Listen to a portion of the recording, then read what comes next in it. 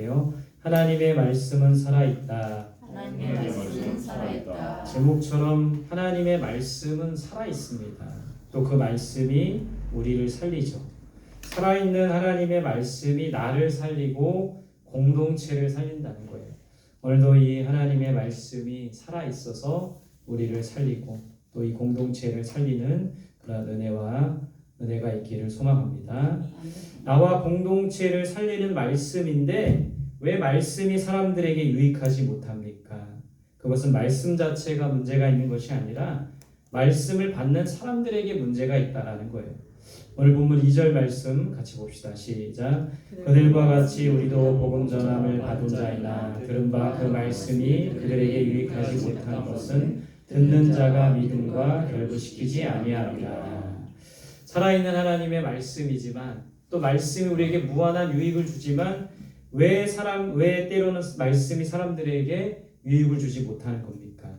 말씀 자체가 문제가 아니라 말씀을 받는 자들에게, 말씀을 듣는 자들에게 문제가 있다는 거예요. 첫 번째 보시면 듣는 자가 무엇을 결부시키지 못했기 때문에 믿음을 결부시키지 못했기 때문이래요. 그러니까 말씀은 믿음과 관련이 있습니다. 지식을 얻거나 지혜를 얻는 교훈서가 아니에요. 믿음으로 받아들이고 믿음으로 들어야 합니다. 그래서 믿음은 들음에서 나온다고 했어요. 들음은 그리스도의 말씀으로 말미암는다고 했습니다. 하나님의 말씀을 잘 들을 때 믿음이 생기고 그 믿음을 통해서 우리가 믿음의 사람이 될 수 있는 것이죠. 말씀은 머리로만 듣는 것이 아니라 온 몸과 마음으로 듣고 믿음으로 반응해야 된다는 거예요. 오늘도 우리가 듣는 이 하나님의 말씀을 믿음으로 받아들이고 믿음으로 반응하여 열매를 맺는 저와 여러분들이 되시기를 바랍니다. 두 번째, 왜 말씀이 사람들에게 유익하지 못합니까? 두 번째는 듣는 자들이 뭐에 들어가지 못하기 때문에 안식에 들어가지 못하기 때문에 3절에 말하고 있어요. 안식은 지난주에 살펴봤지만 하나님께서 주신 평안과 쉼이라고 했어요. 이 안식은 하나님과 올바른 관계에서 얻을 수 있다고 했습니다. 하나님의 말씀은 우리에게 참된 안식을 줍니다. 하나님과 올바른 관계로 인도하는 것이 바로 하나님의 말씀이에요. 단지 지식과 교훈을 주는 책이 아니라는 것이죠. 하나님의 말씀의 음성을 듣고 하나님의 뜻을 깨닫게 하는 것이 바로 하나님의 말씀입니다. 우리가 하나님의 말씀을 올바로 듣고 깨달으면 참된 안식에 거할 수 있게 되는 것인데 듣긴 하지만 그 하나님이 우리에게 베풀어 주신 안식에 들어가지 못하기 때문에 우리에게 유익이 되지 못한다는 것이죠. 오늘도 이 말씀을 듣는 중에 저와 여러분들이 참된 안식을 깨닫고 그 안식 안에 거하는 우리들이 될 수 있기를 바랍니다. 세 번째, 왜 말씀이 사람들에게 유익을 주지 못합니까? 듣는 자가 행하지 않기 때문인 거예요. 하나님의 말씀이 살아 역사하려면 어떻게 해야 합니까? 우리가 그 말씀에 순종해야 되는 것이죠. 말씀에 순종할 때 말씀이 우리에게 유익이 되는 겁니다. 순종하지 않으면 아무런 유익이 없는 거예요. 여러분, 지금까지 이 세상에서 제일 많이 팔린 책이 성경이죠. 또 많은 사람들이 읽는 책이 성경이기도 합니다. 그런데 왜 변화가 일어나지 않는 겁니까? 말씀을 읽는다고 해서, 공부한다고 해서, 안다고 해서 변화되는 것이 아니라 말씀 가운데 행해야 된다는 거예요. 그래서 요한계시록 1장에 말씀을 읽는 자, 듣는 자, 지켜 행하는 자가 복이 있다고 했어요. 말씀을 읽기만 하고 듣기만 해서는 안 되는 거예요. 행하는 자가 될 때 복이 있고 행하는 자가 될 때 우리에게 무한한 유익이 있고 우리가 말씀을 행하는 자가 될 때 우리의 영이 다시 살아난다는 것을 믿고 무엇보다 말씀을 지켜 행하는 우리들이 될 수 있기를 바랍니다. 왜 안식에 들어가지 못하나? 오늘 이 히브리서 4장에서는 3장과 연이어서 계속 안식에 대해서 설명하고 있어요. 근데 안식에 들어가지 못하면 말씀의 유익을 얻을 수가 없다고 했죠. 오늘 말씀에서도 왜 안식에 들어가지 못하는 이유에 대해서 말하고 있습니다. 6절, 7절입니다. 시작. 그러면 거기에 들어갈 자들이 남아있거니와 복음 전함을 먼저 받은 자들은 순종하지 아니함으로 말미암아 들어가지 못하였으므로 오랜 후에 다윗의 글에 다시 어느 날을 정하여 오늘이라고 미리 이같이 일렀을 때 오늘 너희가 그의 음성을 듣거든 너희 마음을 완고하게 하지 말라 하였나니. 왜 하나님께서 우리에게 주신 안식에 들어가지 못하는 겁니까? 그리스도인들이 참된 안식을 누려야 되는데 왜 누리지 못하는 걸까요? 첫 번째는 복음에 순종하지 않아서예요. 복음이 뭡니까? 예수 그리스도 아닙니까? 예수 그리스도께 순종하지 않기 때문에 안식에 들어가지 못하는 거예요. 하나님과 그 아들 예수 그리스도께 순종해야 합니다. 하나님의 말씀에 순종해야 우리는 안식에 들어갈 수가 있다는 거예요.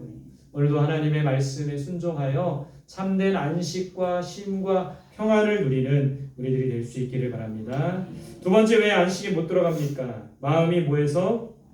완고해서라고 돼 있어요. 완고하다 무슨 말입니까? 사전적 의미는 융통성이 없고 고집이 세다 이런 말이에요. 완고하면 안식을 누릴 수가 없는 거예요.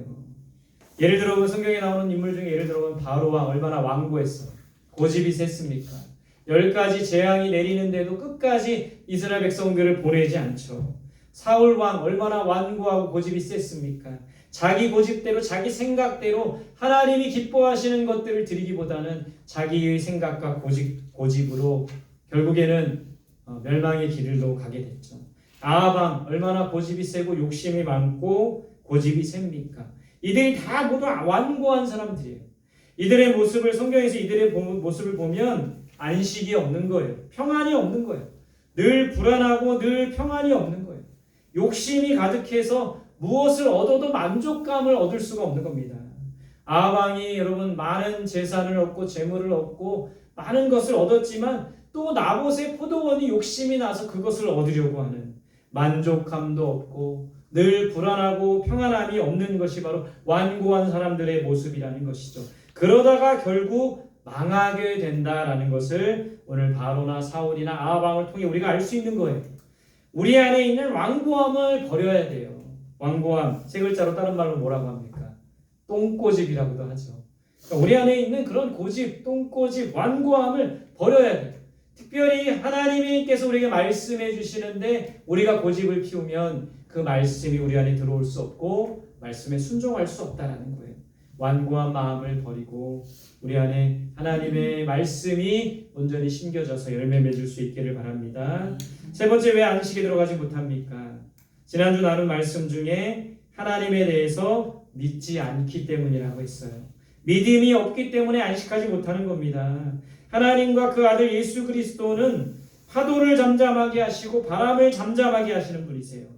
그러나 믿음이 없어서 불안하고 두렵고 염려가 가득한 것이죠. 복음서에 보면 제자들이 그랬어요. 배를 타고 가다 풍랑을 만납니다.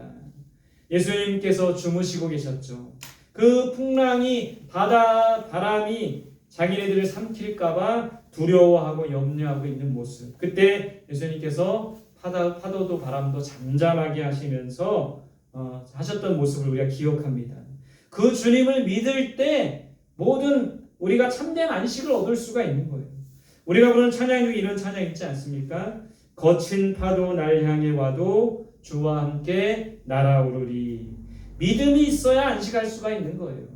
거친 파도가 와도 우리와 함께 하시고 우리를 일으켜 세우시는 주님을 바라볼 때 참된 안식을 누릴 수가 있다는 것이죠. 저와 여러분들이 예수를 믿을 뿐만 아니라 하나님을 믿을 뿐만 아니라 하나님이 우리에게 베푸신 안식 가운데 어떤 상황과 환경에서도 요동치지 않고 참된 평화와 안식을 누리는 우리들이 될 수 있기를 바랍니다. 자, 오늘 이 히브리서 4장에서 정말 핵심적인 말씀, 중요한 말씀은 12절 말씀입니다. 다음 페이지 같이 읽어볼게요. 시작. 하나님의 말씀은 살아있고 활력이 있어 좌우의 날선 어떤 검보다도 예리하여 혼과 영과 및 관절과 골수를 찔러 쪼개기까지 하며 또 마음의 생각과 뜻을 판단하나니.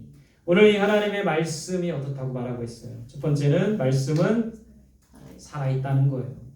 하나님의 말씀은 살아있어요. 그 말씀이 우리를 살리는 거예요. 잠자고 있는 우리를 깨우는 겁니다. 요즘 우리 교회를 바라보면 성도들을 바라보면 어떻습니까? 죽어가는 교회, 잠자고 있는 성도들 아닙니까? 누가 죽어가는 교회를 살리며 누가 잠자는 성도를 깨울 수가 있는 겁니까? 누가 일으켜 세울 수 있는 거예요? 하나님의 살아있는 말씀이 잠자는 교회를 깨우고 죽어가는 성도를 깨우는 것이죠. 여러분, 한국 교회는 말씀의 부흥이 일어나야 합니다. 설교자는 살아있는 하나님의 말씀을 전해야 하고 성도들은 살아있는 하나님의 말씀을 받아야 된다는 거예요. 이 말씀이 살아 역사하셔서 우리를 깨우고 또 우리를 일으켜 세우고 죽어가는 우리 교회들을 다시 살아나게 할 수 있는 그런 역사가 있기를 간절히 소망합니다. 두 번째 말씀은 뭐가 있대요? 활력이 있대요. 활력이 뭡니까? 우리말 성경이나 표준세 번역에 보면 힘이 있다 이렇게 돼 있어요. 힘이 있대요. 하나님의 말씀은 힘이 있어서 우리에게 힘과 능력을 주는 거예요. 낙심하고 주저앉아 있는 사람들에게 힘과 능력을 주는 것이 하나님의 말씀입니다.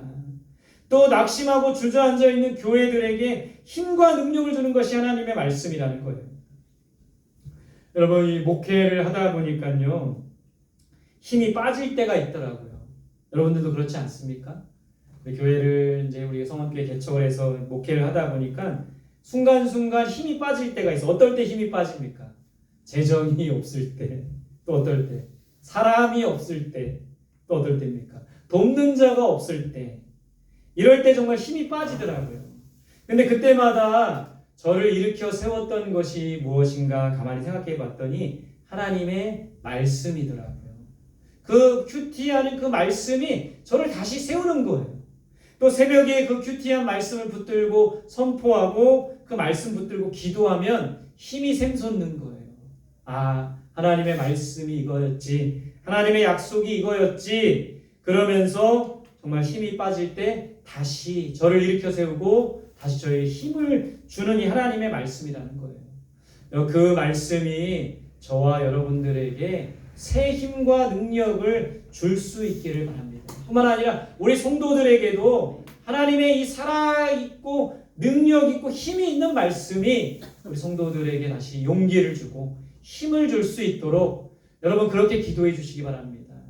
말씀을 전하는 자는 부족하고 연약하지만 그 말씀이 살아있고 활력이 있어서 우리 성도들, 죽어가는 성도들을 일으키고 또 지쳐있는 성도들에게 힘을 주고 힘이 빠진 성도들에게 힘을 줄 수 있는 그런 능력의 말씀이 되도록 여러분 그렇게 기도해 주시기 바랍니다. 그럴 때 교회 성도들이 일어나게 되고 성도들이 일어나게 될 때 교회가 살아나게 된다는 것이죠.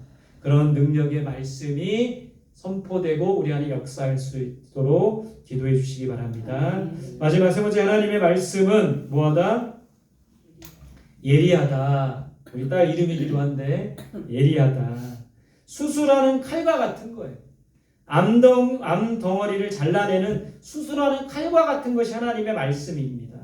그래서 오늘 12절의 말씀이 혼과 영과 관절과 골수를 찔러 쪼갤 수 있다라고 해서 이건 수술한다라는 거예요. 여러분 우리 마음 가운데 우리 영혼의 더럽고 추한 죄를 잘라내고 도려내고 걷어내는 것이 바로 하나님의 말씀이라는 거예요. 우리 영혼의 암덩어리를 잘라내는 것이죠. 잘라내지 않으면 온 몸과 영혼의 암이 퍼지는 거예요. 오늘 하나님의 말씀 우리의 마음과 생각과 뜻을 판단한다고 돼 있어요.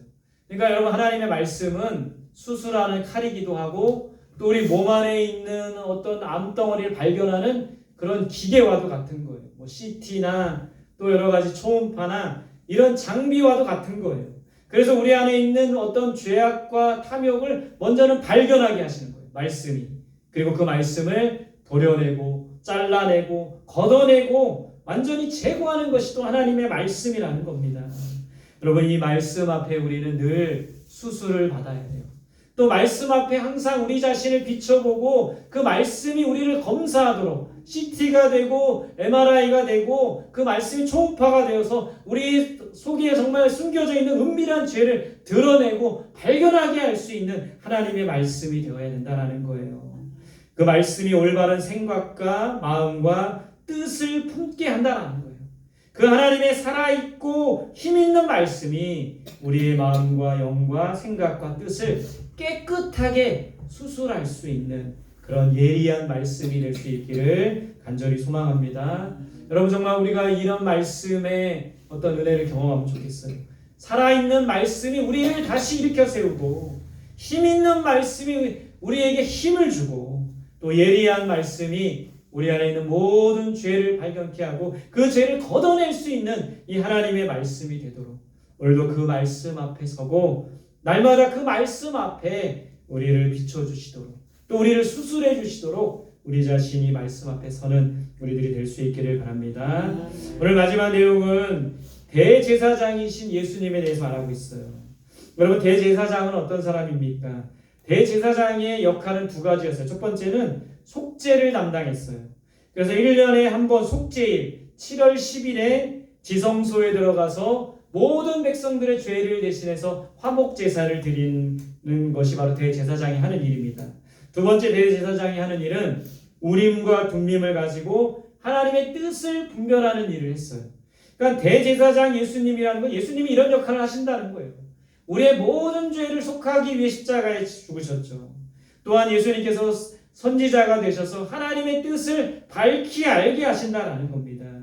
그 대제사장인 예수님이 어떤 분이신가 오늘 말씀을 통해 살펴보고 싶습니다. 15절 같이 볼게요. 시작. 우리에게 있는 대제사장은 우리의 연약함을 동정하시지 못하시리가 아니요 모든 일에 우리와 똑같이 시험을 받으신 이로되 죄는 없으시니라. 첫 번째, 우리의 뭐를 동정하신다? 우리의 연약함을 동정하신다. 공동번역에 보면 우리의 사정을 알아주신다 이렇게 돼 있어요. 그러니까 우리의 연약함, 부족함, 우리의 형편, 우리의 사정을 주님이 다 아시고 이해하시는 분이라는 거예요. 왜 예수님은 우리의 연약함, 부족함, 형편, 사정 이런 걸 다 아시는 분인가요? 그것을 경험하신 분이기 때문에 그런 거예요. 예수님은 인간의 연약함과 부족함을 지니셨고 그것을 경험하신 분이기 때문에 그것을 다 아시는 것이죠. 하나님의 아들이시지만 인간이시기 때문에 인간의 모든 연약함과 부족함과 아픔을 이미 경험하셨던 분이기 때문에 여러분, 내가 아파 보아야 아픈 사람을 이해할 수 있는 겁니다. 내가 실패해 보아야 실패한 사람의 마음을 알 수가 있는 거예요. 예수님은 인간의 모든 고통을 경험하셨고 그렇기 때문에 우리를 잘 아시는 거죠. 그렇기 때문에 우리는 우리의 연약함 그대로, 부족함 그대로 꾸미거나 포장하지 말고 그대로 나아가야 된다는 거 이미 다 아시기 때문에. 자, 두 번째, 대제사장이 예수님은 우리처럼 무엇을 받으신다? 시험을 받으신다. 여러분, 예수님도 시험을 받으셨죠. 마귀에게 3번이나 시험을 받으셨습니다. 돌이 떡덩이가 되게 하라. 성전에서 높은 곳에서 뛰어내려라. 천사들이 받쳐주나 보라. 나에게 경배하라. 이 세상 모든 만국을 너에게 줄 것이다. 이 3번의 시험을 받으셨어요. 근데 예수님께서는 무엇으로 이 시험을 물리치셨습니까? 하나님의 말씀으로 시험을 물리치신 거예요. 예수님께서 십자가를 지시기 전에도 시험 받지 않으셨습니까? 이 잔을 내게서 옮기소서, 이 고난의 잔을 옮겨달라는 거예요. 근데 그 인간의 연약함과 고통에 대한 시험을 순종함으로 이기셨다라는 거예요. 결국 우리가 하나님의 말씀에 순종할 때 시험을 이길 수가 있는 거예요.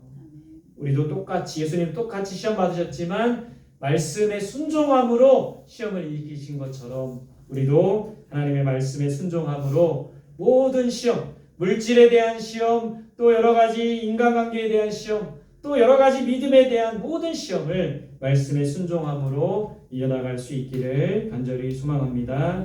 세 번째, 마지막으로 대제사장이신 예수님은 우리와 달리 뭐가 없으시다? 죄가 없으시다.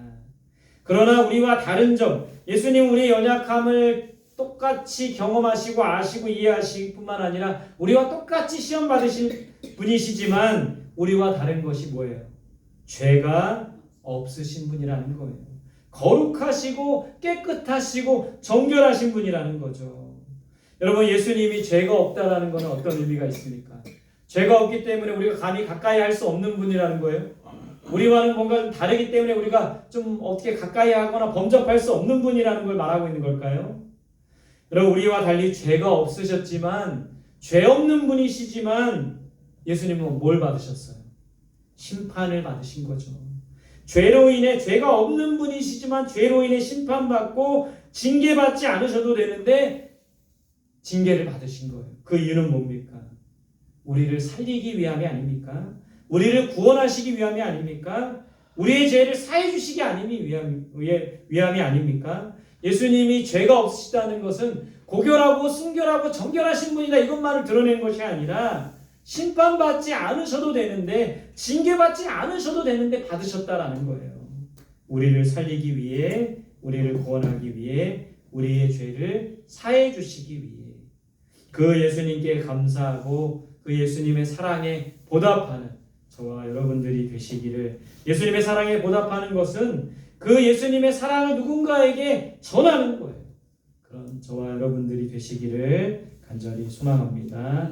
함께 주신 말씀 붙들고 기도하겠습니다. 첫 번째는 말씀을 듣고 순종하여